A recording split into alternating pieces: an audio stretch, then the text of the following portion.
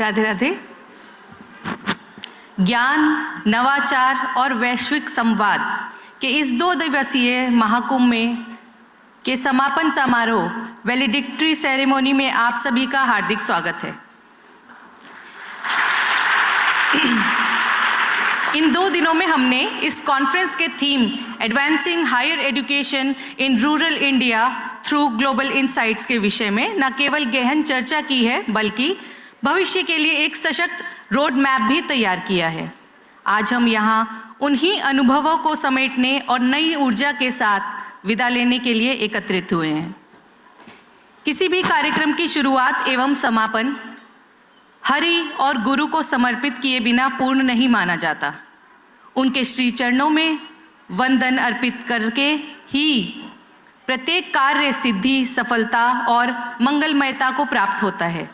और हमारा ये परम सौभाग्य है कि इस विश्व के पंचम मूल जगत गुरु तम श्री कृपालु जी महाराज स्वयं जगत गुरु कृपालु शिक्षण संस्थान के संस्थापक हैं। जगत गुरु श्री कृपालु जी महाराज की पावन छत्र छाया में प्रारंभ हुई ये संस्था प्रेरणा, मूल्यों और आदर्शों के अनुरूप निरंतर अग्रसर है।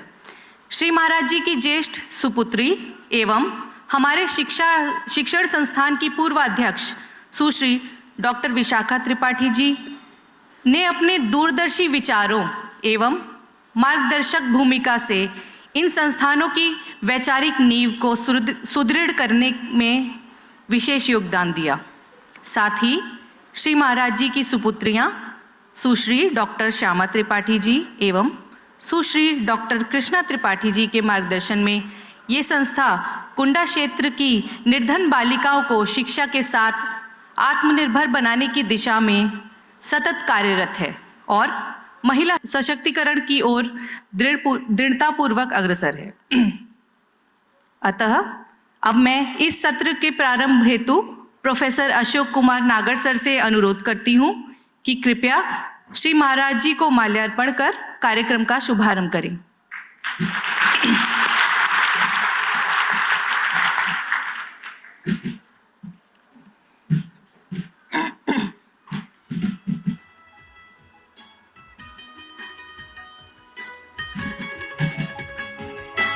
श्रीमद सद्गुरु सरकार की जय।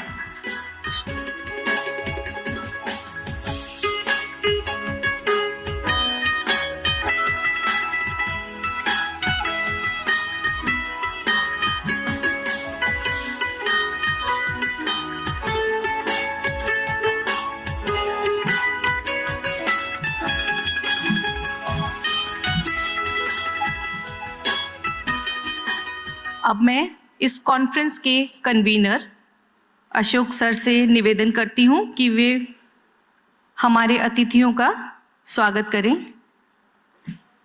हम सभी धन्य हैं कि हमें इस ऐतिहासिक क्षण का साक्षी बनने का सुअवसर प्राप्त हुआ। निश्चित ही ये दिन इस शिक्षण संस्थान के इतिहास के स्वर्णिम पृष्ठों में लिखा जाएगा। सबसे पहले स्वागत करते हैं इस सेशन के chief guest professor Prabhu Narayan Mishra, former director, institute of management studies, Devi Ahilya Vishwavidyalaya, Indore. अब मैं हमारे अंतर्राष्ट्रीय अतिथियों का स्वागत करना चाहूंगी। कृपया जोरदार तालियों के साथ इनका स्वागत करें। Miss Monika Joshi, president students foundation. Mister Helder Pinheiro, Fresno Unified School District, USA। Doctor Tenzi Pinheiro, Fresno Unified School District, USA।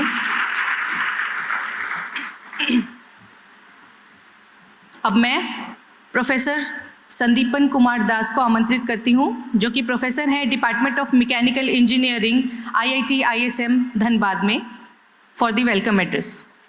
Sir, stage is yours.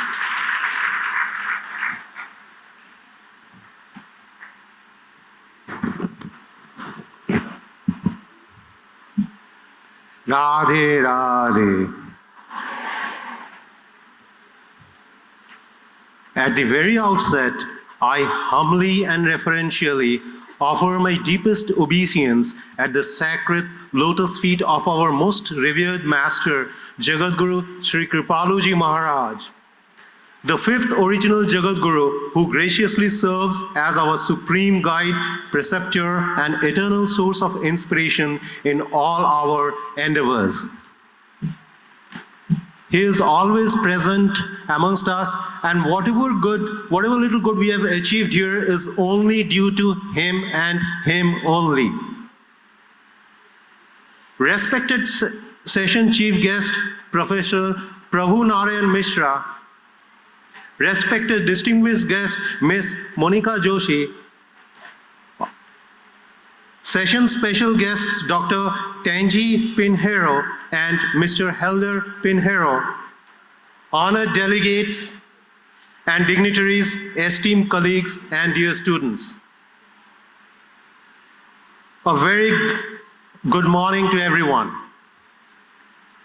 It is indeed a matter of great privilege and delight for me to welcome you all to the valedictory session of this international conference.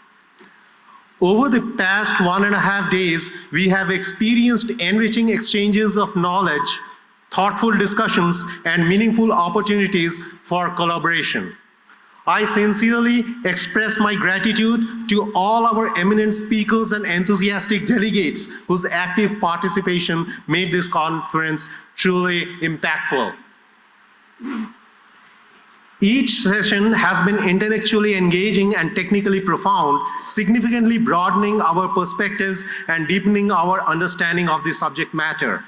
Shortly after my remarks, Dr. Chandal will present a comprehensive report of the conference, highlighting the technical details, key deliberations, and major insights that emerged during these sessions.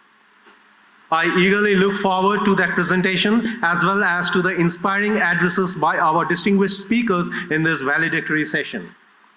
Once again, I extend my heartfelt welcome to all of you, and thank you for being a part of this highly successful conference. Thank you very much. Radhe Radhe. Thank you sir. आपके प्रेरक शब्दों ने इस सत्र को नई ऊंचाई प्रदान की। अब मैं मंच पर आमंत्रित करना चाहती हूँ doctor Milan Chandel, assistant professor department of zoology, कृपालु महिला महाविद्यालय, कार्यक्रम के दूसरे चरण के लिए, जो है रिपोर्ट रीडिंग। रिपोर्ट रीडिंग कोई भी ऑफिशियल रिपोर्ट नहीं होती, बल्कि ये 2 दिन के संपूर्ण बौद्धिक यात्रा की एक समरी होती है। तो ma'am, I hand over the mic to you, doctor Milan Chandel.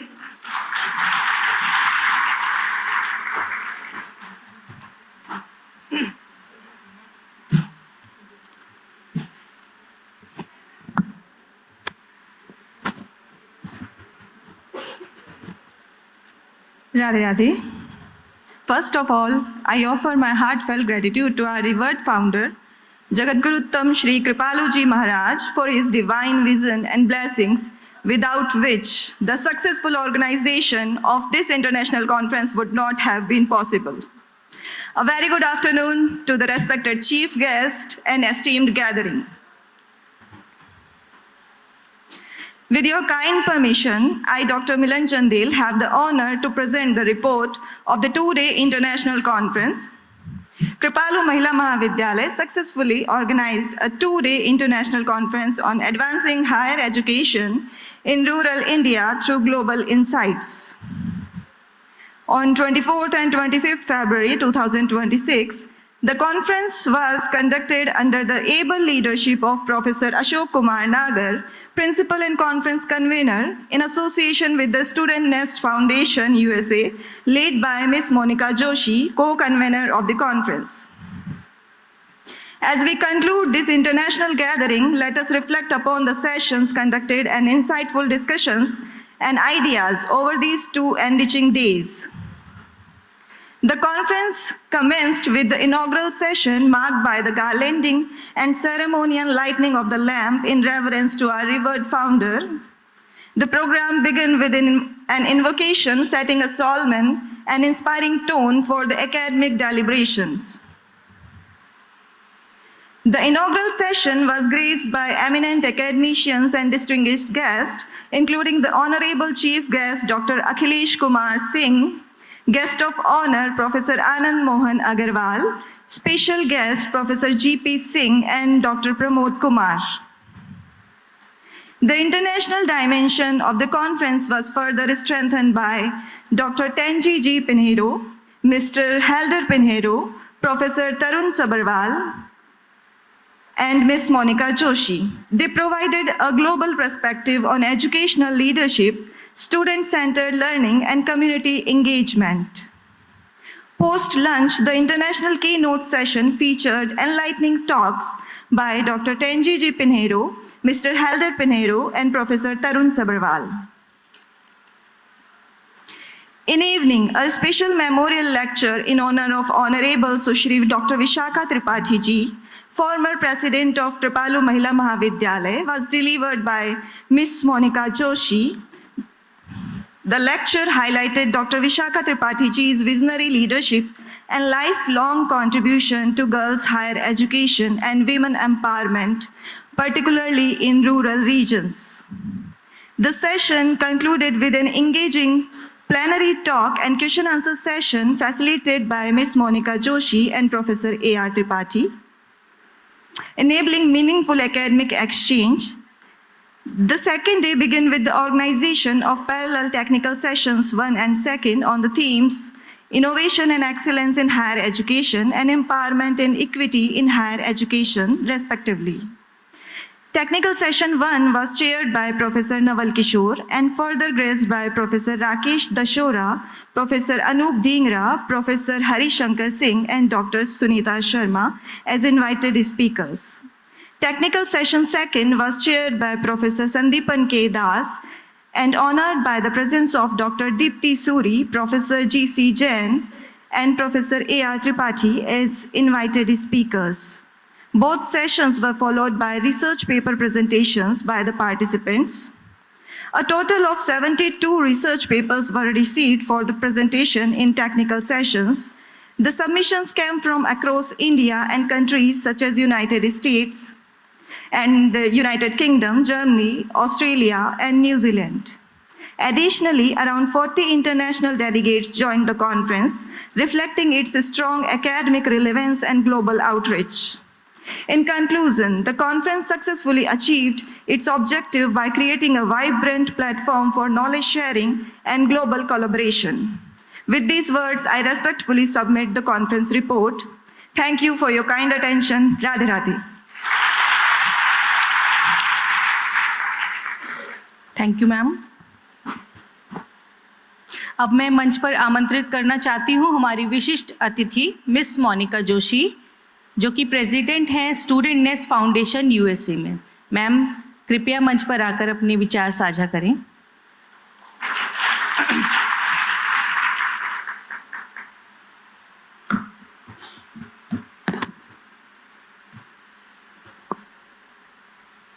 Radhe Radhe. Hindi में बोलूं? ऐसा लगता था कि हम आपको प्रेरित करेंगे, लेकिन आप बच्चों ने हमें प्रेरित किया, मुझे पर्टिकुलरली प्रेरित किया हिंदी में बोलने के लिए आज फिर से। सबसे पहले मैं नमन करती हूँ जगत गुरु श्री कृपालु जी महाराज को, जिन्होंने इस पूरे संकल्प की शुरुआत की, शिक्षा, सेवा और इस संस्थान की दिशा को आकार दिया। लेकिन सच्चाई यह है कि वह सिर्फ शुरुआत ही नहीं थी, आज भी उन्हीं की शक्ति, उन्हीं का आधार इस पूरे कार्य को अंदर से दिशा दे रहा है। वह केवल संस्थापक ही नहीं है, वह आज भी यहाँ जो कुछ भी हो रहा है उसके पीछे की मूल प्रेरणा और शक्ति हैं। मैं हृदय से प्रणाम करती हूँ बड़ी दीदी सुश्री विशाखा त्रिपाठी जी को, जिन्होंने इस विजन को आगे बढ़ाया और इसे जीवंत रखा। और साथ ही मैं वर्तमान अध्यक्षा सुश्री डॉक्टर श्यामा त्रिपाठी जी, हमारी मंजली दीदी जी का हृदय से आभार व्यक्त करती हूँ, जिनका नेतृत्व स्थिरता, संवेदनशीलता और गहराई से भरा हुआ है। और डॉक्टर श्री कृष्णा त्रिपाठी जी, हमारी छोटी दीदी, जो हर स्तर पर इस विजन को आगे बढ़ाने में निरंतर समर्पित हैं।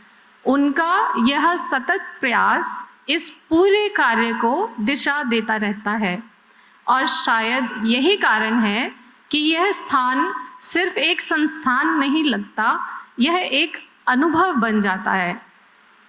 एक ऐसा अनुभव जहाँ शिक्षा सिर्फ किताबों तक सीमित नहीं रह जाती, बल्कि जीवन को छूती है। जब कोई पहली बार यहाँ आता है तो वह इसे महसूस करता है। मैं विशेष रूप से धन्यवाद करना चाहती हूँ डॉक्टर टेंजी पिनेरो और हेल्डर पिनेरो को, जिनका यह भारत का पहला दौरा है और उन्होंने इस सम्मेलन का हिस्सा बनने का निर्णय लिया। ये इतनी दूर से आए, लेकिन मुझे लगता है ये सिर्फ दूरी तय करके नहीं आए, ये एक भावना से जुड़े हैं और यही इस पूरे प्रयास की खूबसूरती है। क्योंकि जब अलग अलग देशों से लोग अलग अलग अनुभव लेकर एक ही उद्देश्य से एक साथ एक जगह पे बैठते हैं, तब सिर्फ विचारों का आदान प्रदान नहीं होता, एक नया दृष्टिकोण जन्म लेता है और यही हमने इन 2 दिनों में देखा। I would like to now take a moment to thank Dr. Tenji Pinero and Helder Pinero. This is their first visit to India, and their presence here meant a lot. You have traveled a long distance, and I believe you did not just travel miles, you connected with something deeper. And that is the beauty of what we're building here. Because when people from different parts of the world come together with different experiences, but with a shared purpose, it's not just an exchange of ideas, it creates a new way of thinking. And that is exactly what we've witnessed over these last 2 days. और ये जो हमने 2 दिनों में अनुभव किया, वह सिर्फ एक कॉन्फ्रेंस नहीं था, ये रूरल एजुकेशन को समझने का एक बहुत गहरा प्रयास था। क्योंकि चाहे भारत हो या अमेरिका, रूरल कम्युनिटीज़ में एक बात समान है, टैलेंट हर जगह है, लेकिन अपॉर्चुनिटी तक पहुंच में दूरी है।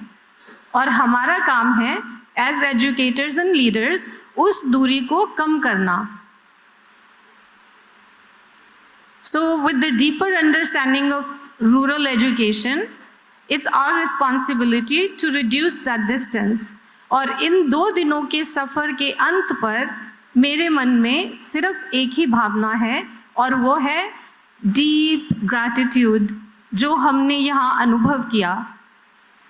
ये सिर्फ कॉन्फ्रेंस नहीं था, इसमें एक शेयर्ड इंटेंशन, एक शेयर्ड रिस्पॉन्सिबिलिटी, और सबने अनुभव की अपने अपने स्तर पे। Organising committee, faculty, staff, volunteers, आप सबके बिना यह संभव नहीं था। और हमारे सभी स्पीकर सभी दूर से आए, आपने दूरियां कम की। जैसे कि हमने कल बात की थी, अकेले चलना आसान है, लेकिन साथ चलना असली ताकत है। यहाँ बने कनेक्शंस को यहाँ सिर्फ एक मुलाकात मत रहने दीजिएगा, और एक मेंटर बनिए। जैसे कल हमने बात की थी सब स्टूडेंट्स के साथ, जो एलुमनाई है, जो स्टाफ हैं, वो मेंटर बनिए, और जो स्टूडेंट्स हैं वो अपने लिए मेंटर ढूंढिए। और अगर हम सच में इम्पैक्ट चाहते हैं यहाँ से, तो मैं चाहती हूँ यहाँ से जाते हुए आप सब 3 चीज़ें लेके जाएं। पहले, अपने अपने क्लासरूम में मीनिंगफुल बदलाव। सोचिएगा इसके बारे में, अपने अपने क्लासरूम में मीनिंगफुल बदलाव। और दूसरा, यह कोलैबोरेशन सिर्फ यहीं ख़त्म ना हो। और तीसरा, अपने स्टूडेंट को देखकर याद रखें, टैलेंट हर जगह है, अपॉर्चुनिटी नहीं। और हमारा काम है उस दूरी को कम करना। और अंत में, यह कॉन्फ्रेंस सिर्फ तालियों के साथ ख़त्म नहीं होना चाहिए, ये एक संकल्प के साथ शुरू होना चाहिए कि हम उस आखिरी पंक्ति में बैठे हुए रूरल एरिया के छात्र को यह महसूस कराएं कि वह अकेला नहीं है और वह भी कर सकता है जो भी वह चाहे, और हम उसके और उसके सपनों के बीच की दूरी को कम करेंगे, क्योंकि अंत में यह कॉन्फ्रेंस हमें डिफाइन नहीं करेगा, हम आगे क्या करते हैं वह हमें डिफाइन करेगा। Thank you.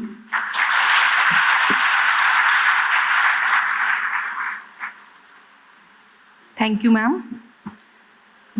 अब मैं आमंत्रित करती हूँ doctor Tenzi Pinheiro, adjunct faculty, California State University, Fresno. Ma'am please मंच पर पधारें।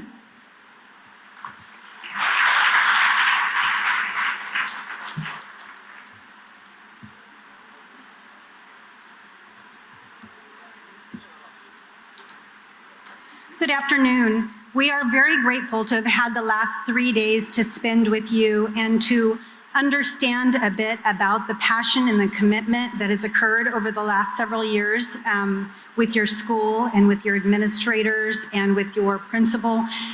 The things that we have witnessed is nothing less than amazing.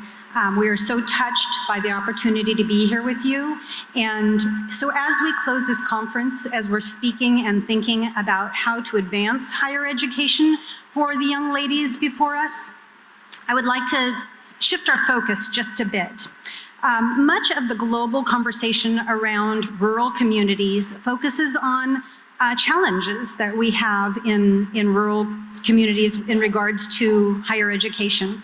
However, I'd like to challenge us for a moment to shift that thinking into the strengths that I've seen over the last several days. Rural India carries deep assets that higher education can build upon: strong community networks, intergenerational knowledge, cultural continuity, work ethic, adaptability, and a sense of collective responsibility. These are not peripheral to education, they are foundational to how learning happens, how leadership develops, and how institutions earn trust. Higher education works best when it aligns with the strengths of its communities. In many rural contexts, learning is already communal. Problem solving is already practical. Knowledge is often transmitted through mentorship, observation, and responsibility. These approaches are highly compatible with applied learning, community-based research, and essential education models. What this means is that advancing higher education in rural India is not primarily about bringing education to rural areas. Education is already here. It's in the farms, it's in the family businesses, it's in local governance and health, it's in cultural traditions.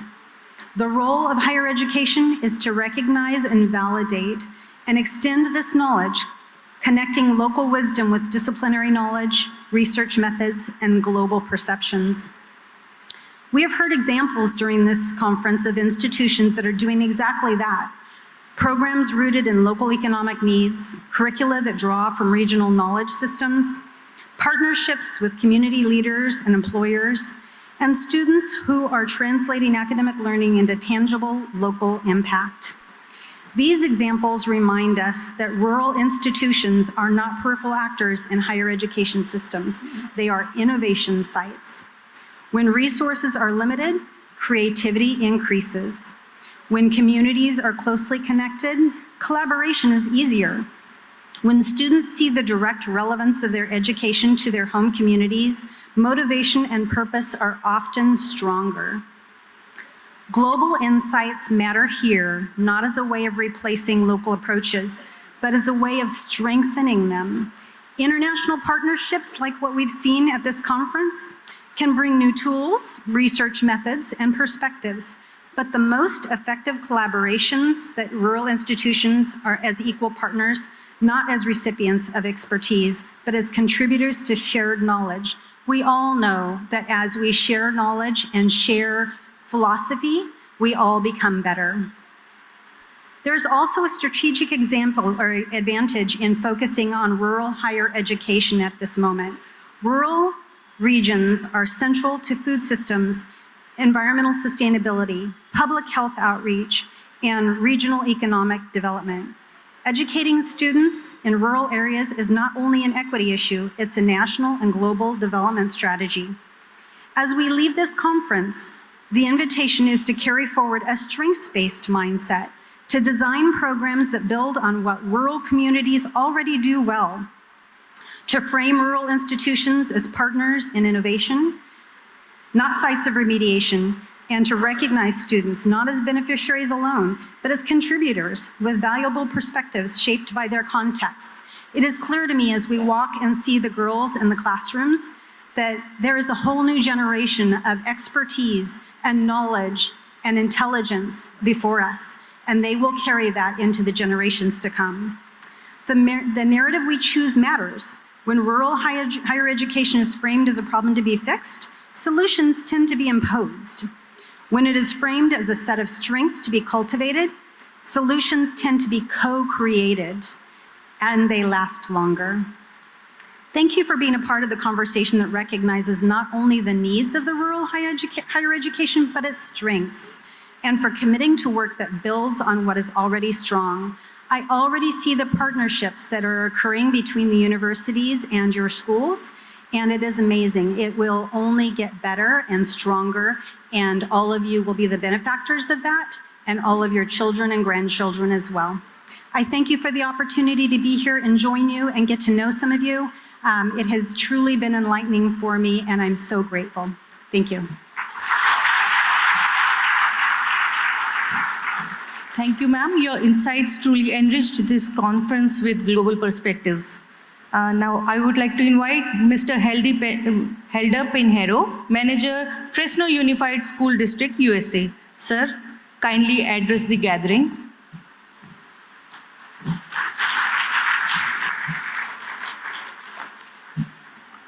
Thank you for that introduction. As we come to a close of this conference, I want to invite us to pause just for a moment, not to reflect on what we've heard, seen, or done, but to consider what happens next. What are our next steps, our next set of goals? This conference was amazing. To be a part of it, I will never forget. But looking into the future, I think of what will come of it? How will it look? How will we aspire to be better? Over the last few days, we've shared research, stories, data, and lived many experiences. We've talked about access, equity, technology, online learning, policy, faculty, development, infrastructure, and the future of learning. But conferences don't change the world. People do. You are the people who will make that change possible. And the real work begins after the closing of this session. Advancing higher education in rural India is not a single project.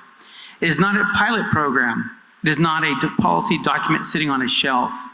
It is a long-term commitment by many people to expand the possibilities for all students. One institution, one community at a time. When we talk about India, and again, I did not know that 2/3 of India was rural, we are talking about many, many opportunities within the country.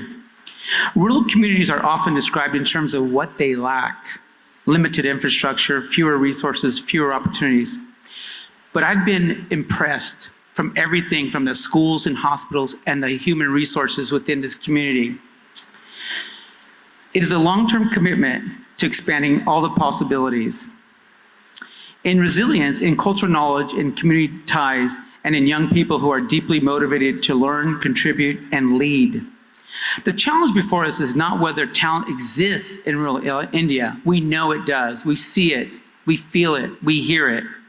When faculty are isolated from professional development opportunities, these are not individual problems. There are structural challenges, and structural challenges require collective solutions.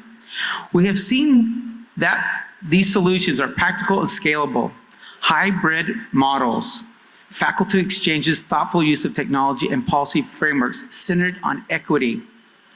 Innovation alone is not enough. The goal is not simply to bring rural students into existing systems, but to design systems that work for rural contexts.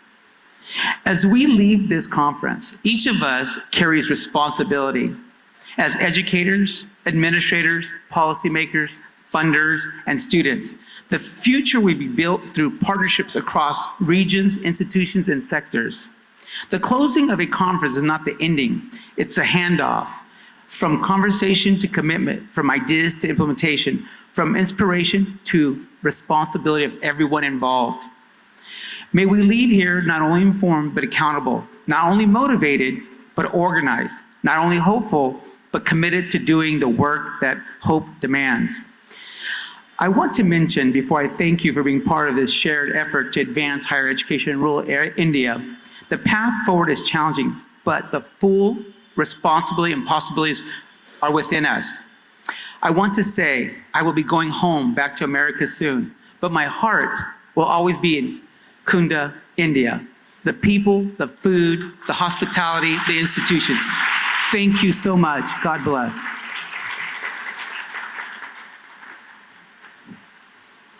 Thank you, sir, so much for your profound insights.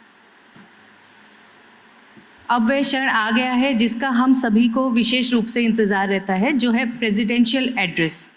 आज हम सबके मध्य एक ऐसे व्यक्तित्व की मौजूदगी है जिनका संपूर्ण जीवन शोध, शिक्षा, प्रशासन और मूल्यपरक चिंतन को समर्पित रहा है।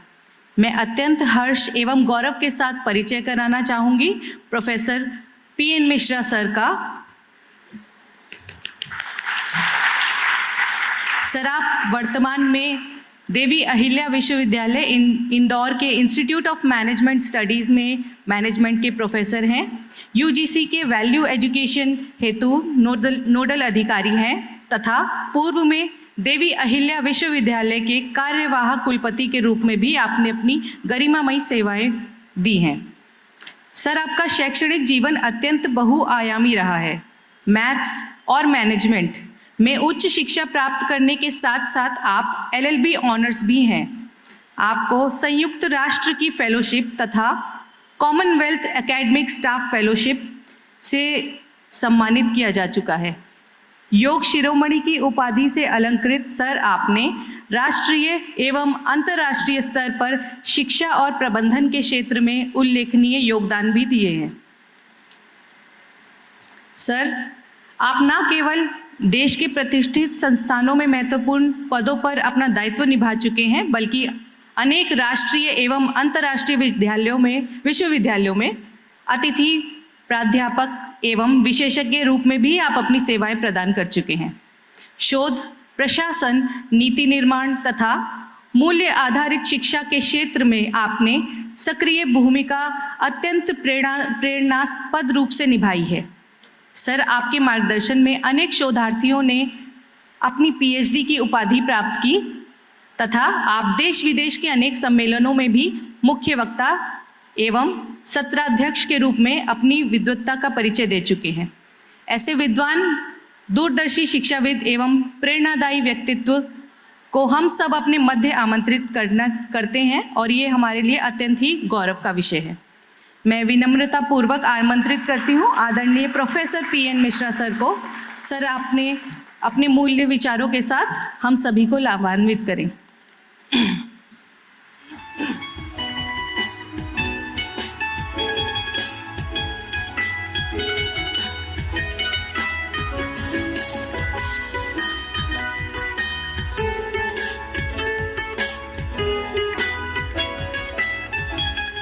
वसुदेवसुतं दैवं कंसचारूणमर्दनं देवकी परमानन्दं श्रीकृष्णं वन्दे जगद्गुरुं श्रीकृष्णं वन्दे जगद्गुरुं श्रीकृष्णं वन्दे जगद्गुरुं। प्रातः स्मरणीय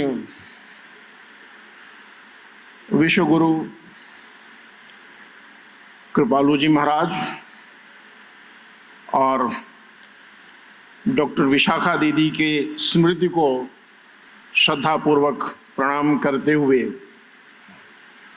श्यामा दीदी और कृष्णा दीदी का अभिवादन करते हुए मैं अपना वक्तव्य प्रस्तुत करता हूँ। जब डॉक्टर नागर ने जोधपुर उदयपुर विश्वविद्यालय छोड़ा और मुझसे इन्होंने कहा कि ये वृंदावन जा रहे हैं। मैंने सिर्फ उनसे इतना कहा कि आप भाग्यशाली हैं कि आप ये हिम्मत जुटा सके। मुझ में वो हिम्मत आज तक नहीं आई। इसके बाद यदा कदा मेरा इनका कभी कभी संवाद हो जाता था। फिर उन्होंने इस कॉन्फ्रेंस की मुझे सूचना भेजी, आज के लिए आना था। मैंने मजाक में कहा अगर मैं दोनों दिन आ जाऊं तो? बोले सर ये तो और खुशी की बात होगी। मैंने कहा अगर मेरी श्रीमती जी भी साथ आ जाएं तो? वो बोले सर ये तो फिर सोने में सुहागा है, पूछने की कोई बात नहीं है। मैंने कल्पना नहीं की थी प्रतापगढ़ के कुंडा नाम की तहसील में इस प्रकार का उच्च स्तरीय अंतर्राष्ट्रीय सम्मेलन होगा। मैं प्रशंसा करने में बहुत कृपण हूँ, मेरी जबान में चाशनी बहुत कम है और इसका मैंने खूब फल भी भोगा है, लेकिन अब वो चाशनी पैदा करने का वक्त नहीं है मेरे पास।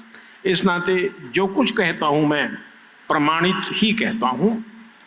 नागर जी को साधुवाद कि बिल्कुल इन्होंने यहाँ पर इस ज्ञान के दीप को प्रज्वलित किया, जिसका प्रकाश बड़े लंबे समय तक लोगों को ज्ञान का मार्ग दिखाता रहेगा।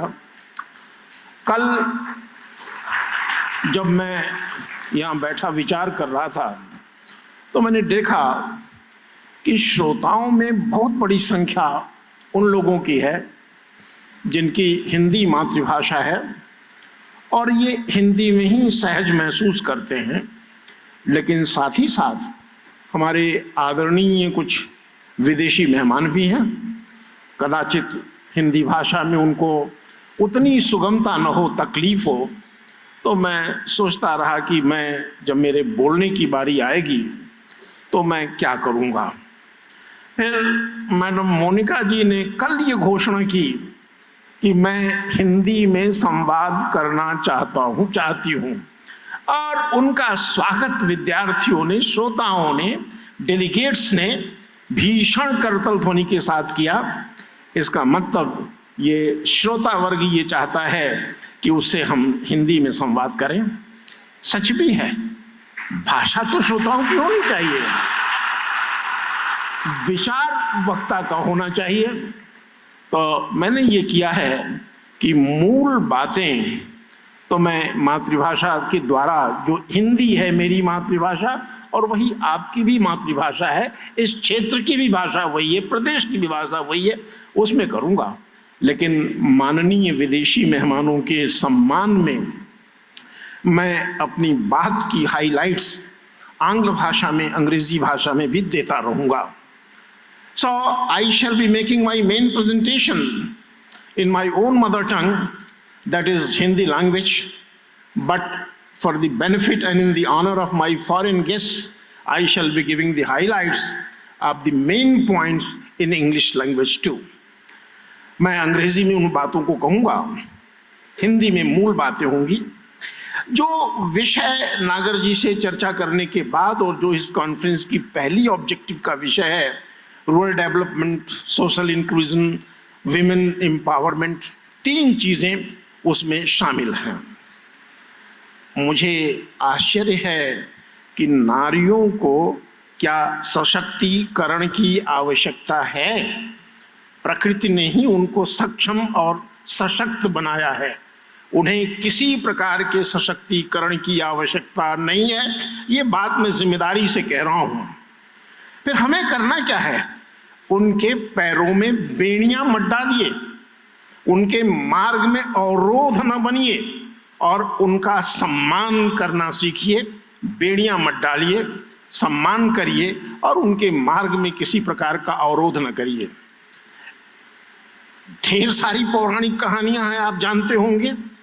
देवता जब राक्षसों से पिटते थे तो इंद्र उनकी रक्षा, देवराज उनकी रक्षा नहीं कर पाता था। वे मां दुर्गा के पास जाया करते थे, नारी शक्ति के पास जाया करते थे, हे देवी मेरी रक्षा करो। भगवान राम ने रावण से पहला सशस्त्र संग्राम नहीं किया है।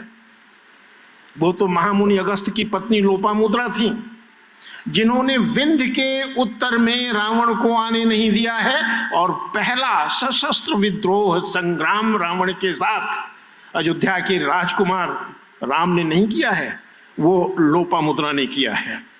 आप लोपामुद्रा को क्या सशक्त करेंगे, कैसे सशक्त करेंगे?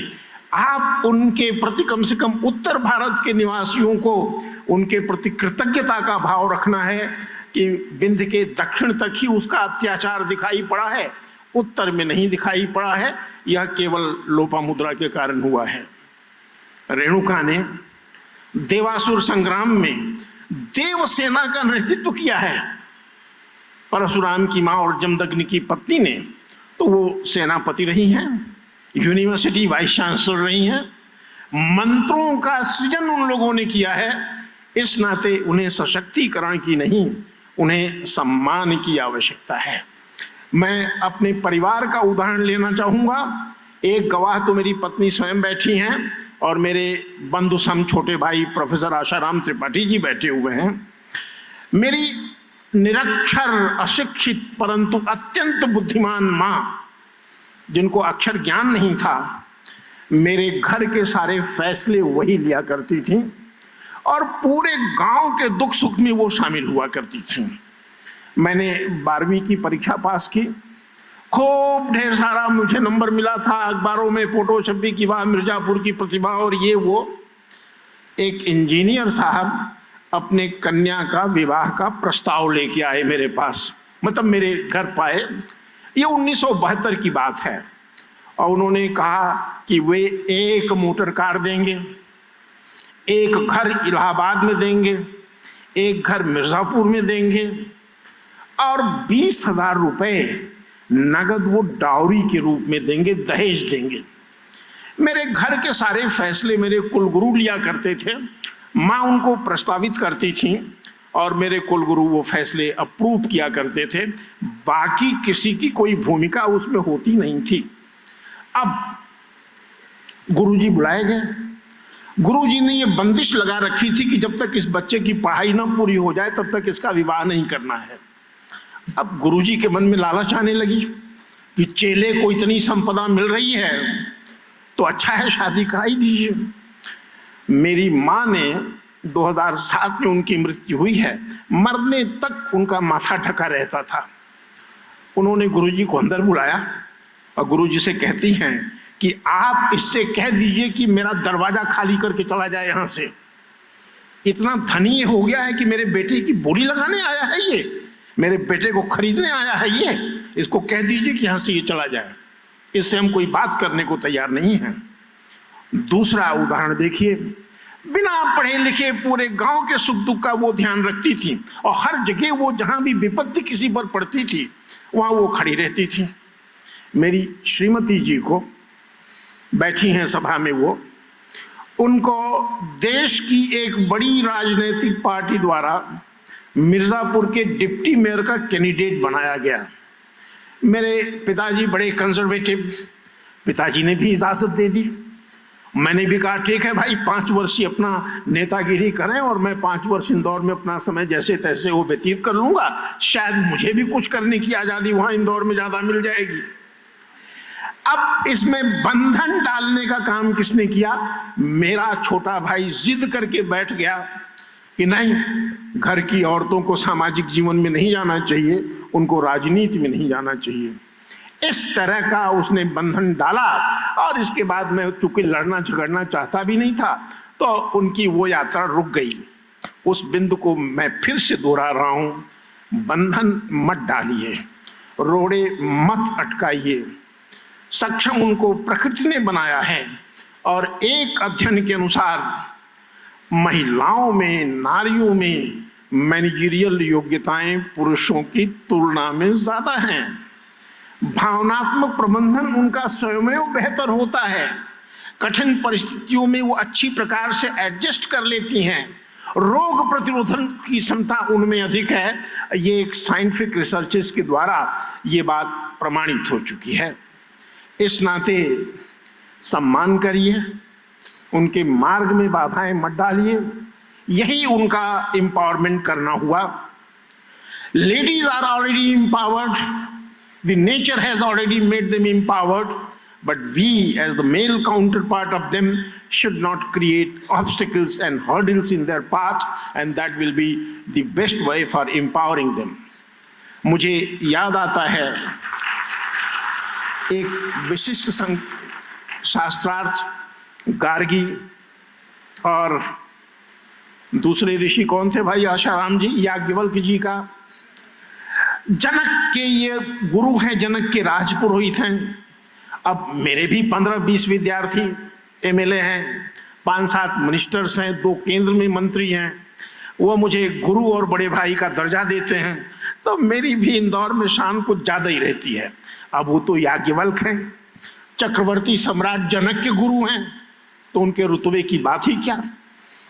जनक जी ने 10,000 गायें निकाल के रख दी, उनके सोने मढ़े हुए हैं, कीमती वस्त्र उनके ऊपर हैं, सींग और खुर में ढेर सारे सोने जड़े हैं, और उन्होंने कहा कि जो अपने को सबसे बड़ा विद्वान ज्ञानी समझता हो, इन गायों को ले जाए। वो सन्नाटा, कोई तैयार नहीं हुआ उन गायों को ले जाने के लिए। थोड़ी देर बाद याज्ञवल्क्य कहते हैं अपने शिष्यों से कि इन गायों को ले चलिए। गार्गी उनको रोकती हैं कि शर्त यह है कि जो अपने को सबसे बड़ा ज्ञानी मानता हो वो इन गायों को ले जाए। क्या आप ही अपने को सबसे बड़ा ज्ञानी मानते हैं? पहला उत्तर जनक का नम्रता का होता है, कहते नहीं, ऐसा तो नहीं है, लेकिन मेरे शिष्यों की संख्या सबसे ज्यादा है, 10,000 से ज्यादा मेरे विद्यार्थी हैं, तो इन गायों की जरूरत सबसे ज्यादा मुझको है। गार्गी फिर कहती हैं पर यह शर्त नहीं है कि जिसके विद्यार्थी ज्यादा हों वो इन गायों को ले जाए। तो याज्ञवल्क्य कहते हैं ठीक है, आप प्रश्न पूछिए, मैं आपके प्रश्नों के उत्तर दूंगा। दोनों का शास्त्रार्थ चलता है। उस पूरे के पूरे शास्त्रार्थ को मैं दोहराना नहीं चाहता, पर अब तो वो सब गूगल पे अवेलेबल है, देख लीजिएगा। गार्गी ने उस पूरे शास्त्रार्थ में अपना टेम्पर कहीं भी लूज नहीं किया है। हर समय वे सौम्य बनी रही हैं।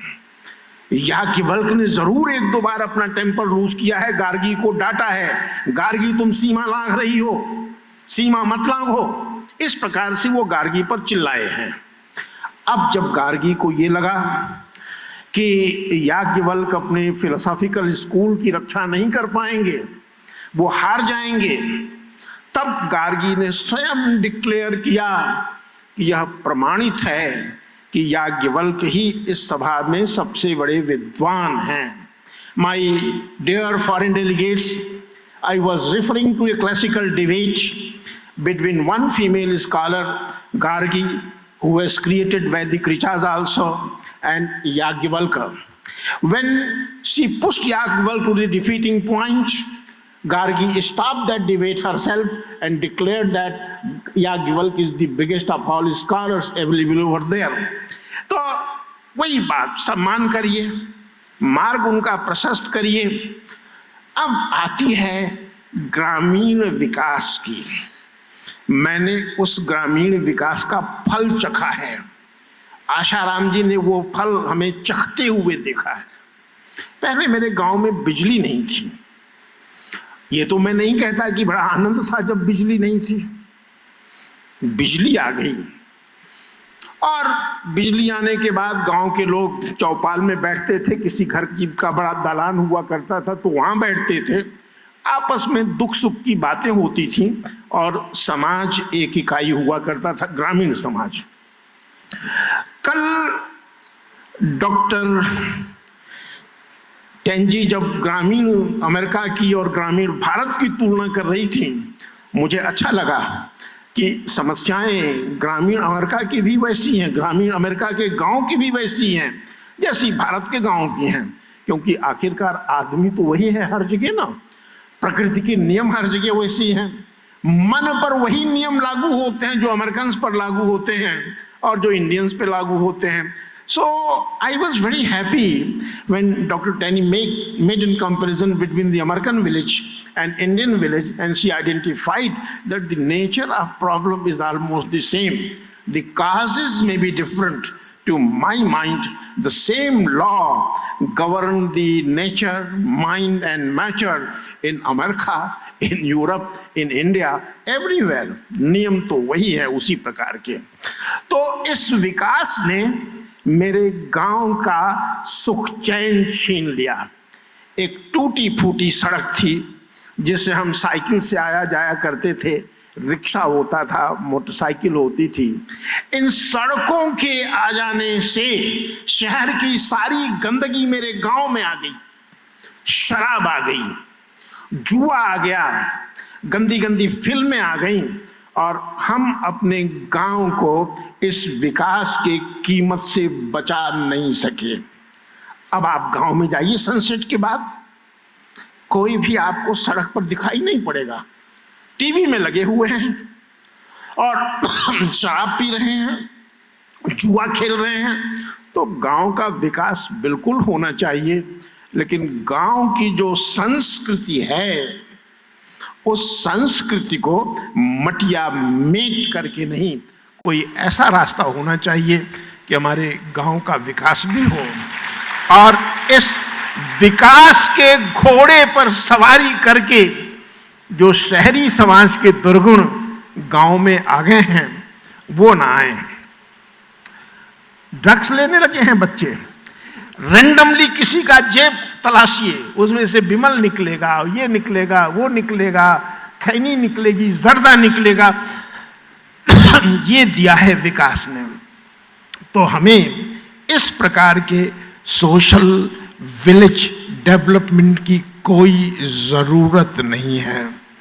उसे बचा के रखने के तौर तरीकों पर भी हमको सोचना पड़ेगा और बड़ी गंभीरता से उस विषय में हमको सोचना पड़ेगा, वरना तो ये डेवलपमेंट हमारा सब कुछ खत्म कर देगा। रास्ते में जब मैं आ रहा था तो जो ड्राइवर भैया मेरे साथ आ रहे थे, मैं ग्राउंड वाटर लेवल के बारे में उनको जानकारी प्राप्त कर रहा था, क्योंकि मेरा बचपन इसी क्षेत्र में बीता था, मेरा ननिहाल यही था। विश्वास करिए 2-3 फीट गड्ढा खोद देने के बाद पानी निकल आता था, क्योंकि पानी सीधे निकालना न जाने किन कारणों से वर्जित था।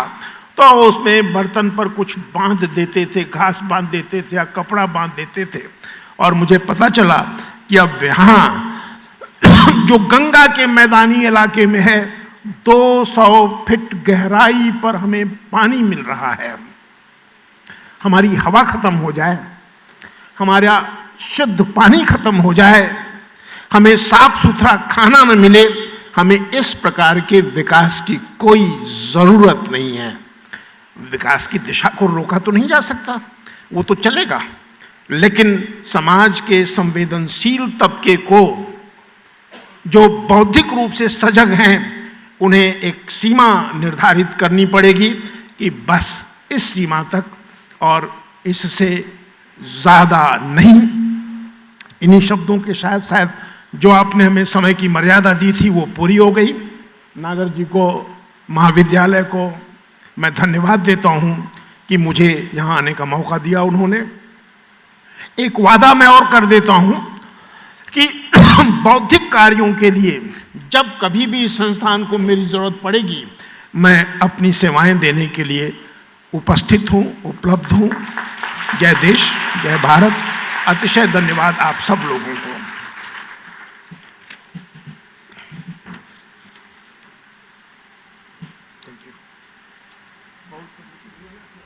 Thank you sir. आपके दूरदर्शी एवं मार्गदर्शक विचार हम सभी के लिए अत्यंत महत्वपूर्ण हैं।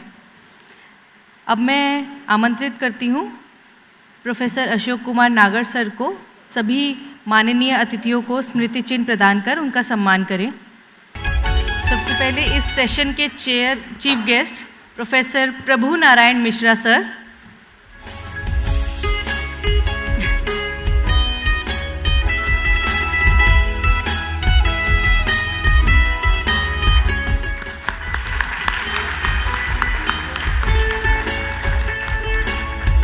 मिस मोनिका जोशी, जो कि इस कॉन्फ्रेंस की को कन्वीनर भी हैं।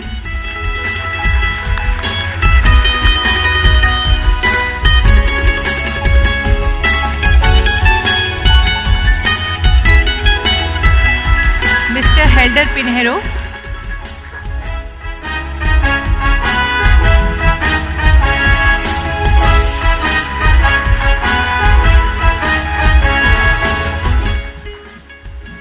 Dr. Tenji Pinheiro.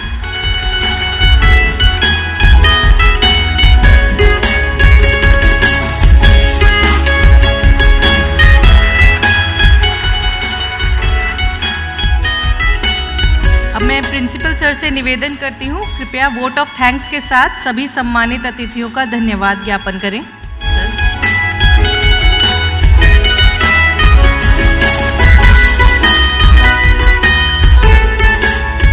समापन समारोह में मैं अपने गुरुवर एवं आराध्य श्री कृपालु जी महाराज के चरणों में कोटि कोटि प्रणाम करता हूँ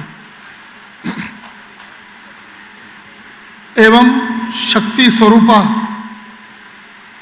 परम विदुषी आदरणीय करुणामयी हमारी तीनों दीदियों को कोटि कोटि प्रणाम। इस कॉन्फ्रेंस का ये विज़न जो महाराज जी के अतिरिक्त उनके बच्चे जो सोचते हैं, उनमें शायद मैं अपने आप को भाग्यशाली समझूं कि अभी यहाँ बैठे बैठे दिमाग में आया कि क्यों नहीं दीदियों की छत्र छाया में भक्ति मंदिर, प्रेम मंदिर, कीर्ति मंदिर की तरह ये तीनों शिक्षण संस्थाएं भी विश्वविख्यात की ओर अग्रसर हों।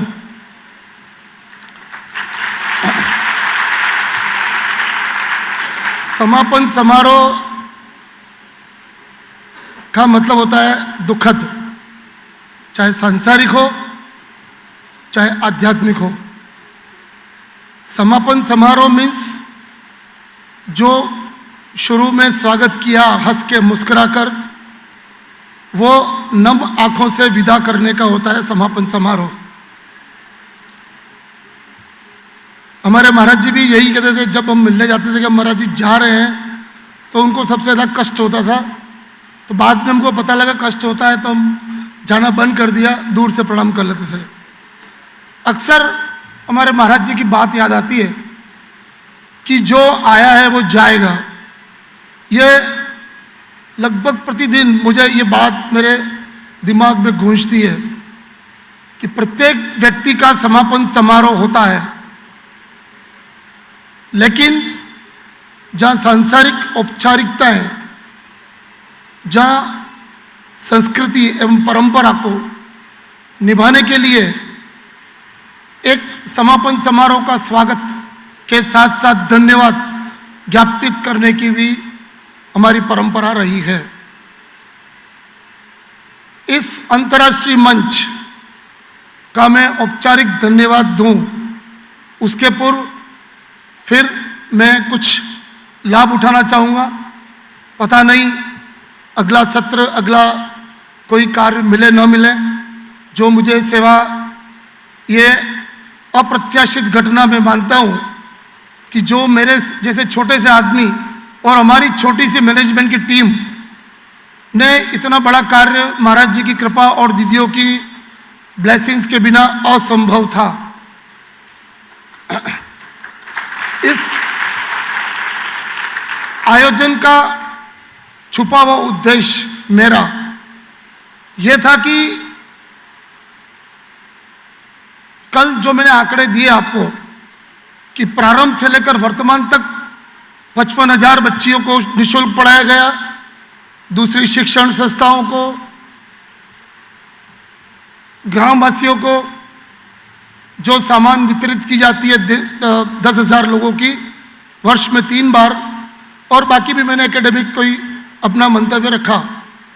लेकिन मेरा भीतर का उद्देश्य शायद महाराज जी की प्रेरणा से ही ये आया हो कि महाराज जी ने ये जो काम किया वो केवल ऊपरी तौर पर दिख रहा है, जो भीतरी काम किया है उसको सच में इस सभागार के लोग, इस मेरे इस मंतव्य को जो लोग सुनेंगे, पत्रकार जो लोग छापेंगे, उसके पीछे मेरा यह कि महाराज जी की जो अंतरंग, जो उन्होंने कृपालु निधि के रूप में पूरे विश्व को आध्यात्मिक संदेश दिया है, ये पकड़ने की जरूरत है अगर हम 84 लाख की योनियों से बचना चाहते हैं।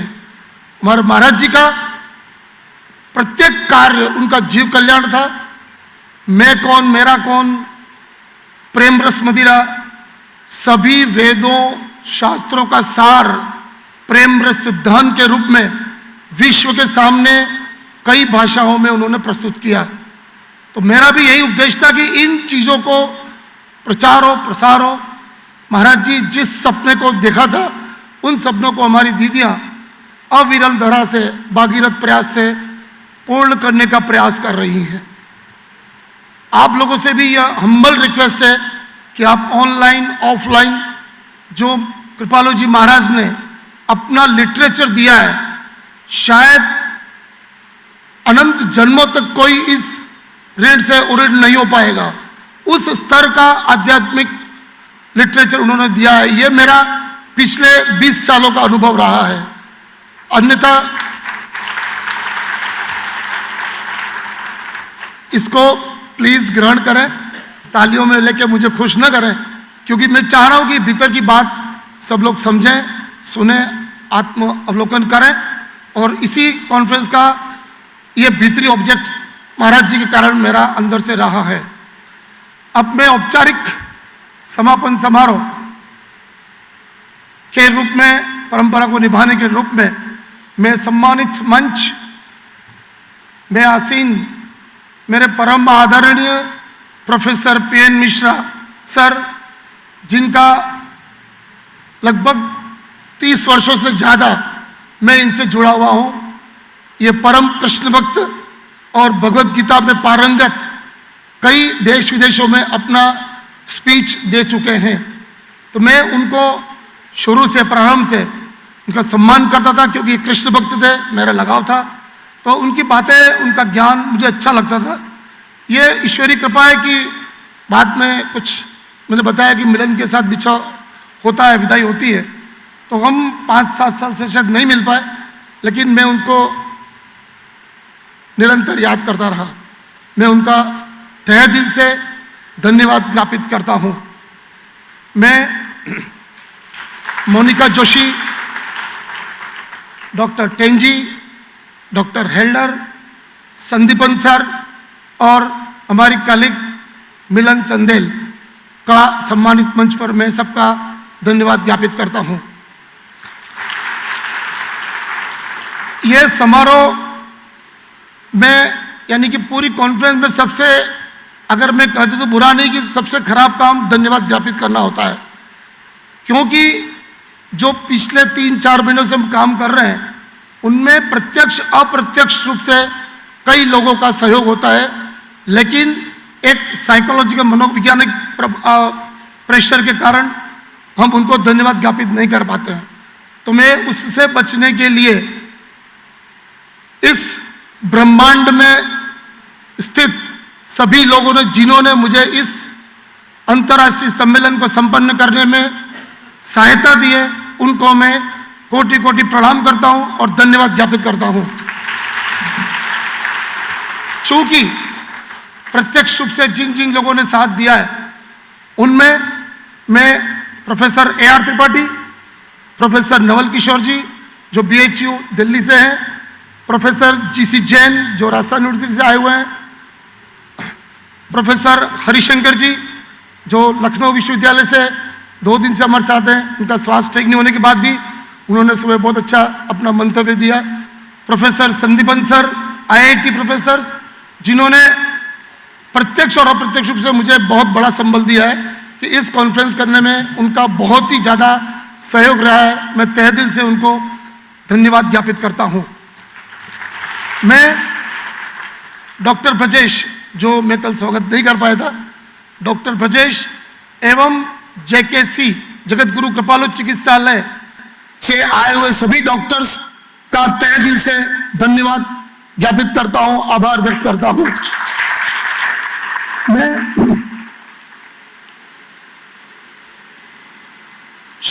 हीरो भैया जो हमारे जेकेपी के सेक्रेटरी हैं, राजीव तनेजा जी हमारे बहुत ही ज्यादा मदद किए, अंशुल भैया जिनको अंशुल गुप्ता कहते हैं, नवीन भैया जो ऑडियो टीम के लेकर पिछले कई दिन से हमारी सब शिकायतों को सुन रहे हैं और अच्छे से समाधान किया, हमारे डॉक्टर संगीता दीदी जो इवेंट मैनेजर, जो डेकोरेशंस और जिससे पोस्टर्स देख रहे हैं उनमें उन्होंने अप्रत्याशित योगदान दिया, उनको भी मैं धन्यवाद ज्ञापित करता हूं।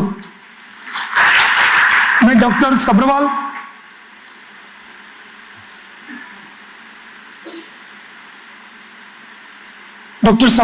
डॉक्टर राकेश दशोरा और जो भी सम्मानित हमारे बैठे हुए हैं उनका, एवं पर्दे के पीछे काम करने वाले जेके इंटर कॉलेज और प्राइमरी स्कूल के सभी प्रबंध सदस्यों का भी मैं तहे दिल से धन्यवाद ज्ञापित करता हूं। पर्दे के पीछे काम करने वाले हमारे आनंद सर जो आईटी का पूरा रोल देख रहे हैं, उनकी अहम भूमिका रही है। मनोज भैया जिनको मैं शायद भूल नहीं सकता हूं, उन्होंने जब भी फोन किया लेट नाइट मॉर्निंग में तो जी भैया करके उन्होंने मदद की। सुशांत भैया, हमारे संतोष भैया जिनको हम कृपालु महिला महाविद्यालय का हनुमान जी की उपाधि देते हैं कि किसी भी काम को छोटा नहीं मानते हैं, हर समय उन्होंने हमको मदद की है। लास्ट बट नॉट लीस्ट, कृपालु महिला महाविद्यालय की प्रबंध समिति जिसमें मैं मुख्य रूप से सुश्री अभिलाषा सिंह, चाहत बंसल, शिखा बेस्ट जो कन्वीन कर रही लगातार लगी हुई है। मेरी कई बातों को उन्होंने सुना होगा, कई बार मैंने डांट दिया है, लेकिन मैं मानता हूं कि इस खुलेआम मंच से मैं उनसे क्षमा मांगता हूं कि गलती हुई होगी मेरे से।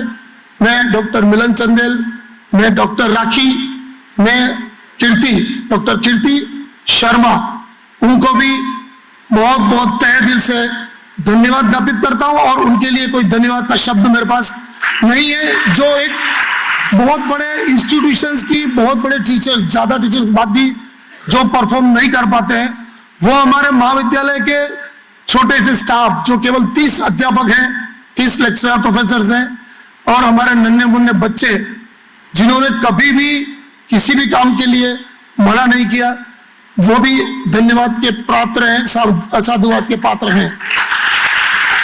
हमारे टेंट, जनरेटर, लाइट, लखनऊ से आए हुए मेहमान, प्रयागराज से आए हुए मेहमान और उनसे संबंधित कार्यकर्ता, हमारे चतुर्थ श्रेणी कर्मचारी, सभी ने अप्रत्याशित योगदान दिया, उसकी तरफ से मैं बहुत धन्यवाद ज्ञापित करता हूं। मैं अंत में हमारे महाराज जी एवं तीनों दीदियों को तहे दिल से उनको सैल्यूट करता हूं कि जिन्होंने ये अप्रत्याशित घटनाएं यहां घटित की है जो अनादिकाल तक याद रहेगी। इस प्रकार की मेरी मंशा है। जय हिंद, जय Bharat, Radhe Radhe. Thank you sir for your kind words. अब मैं कृपालु महिला महाविद्यालय की सभी आदरणीय शिक्षक गणों से निवेदन करती हूँ, कृपया हमारे विशिष्ट अतिथियों के साथ एक ग्रुप फोटोग्राफ के लिए मंच पर पधारें।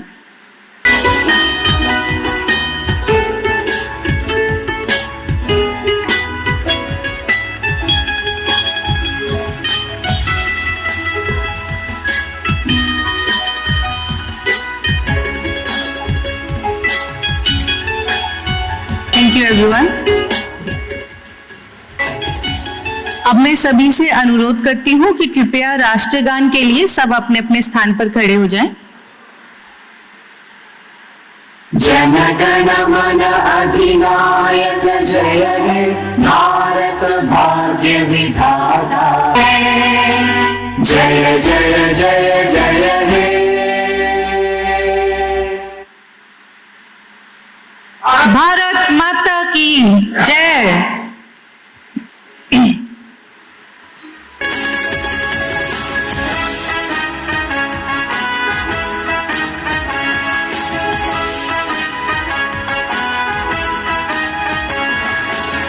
सभी का धन्यवाद। Thank you. राधे राधे।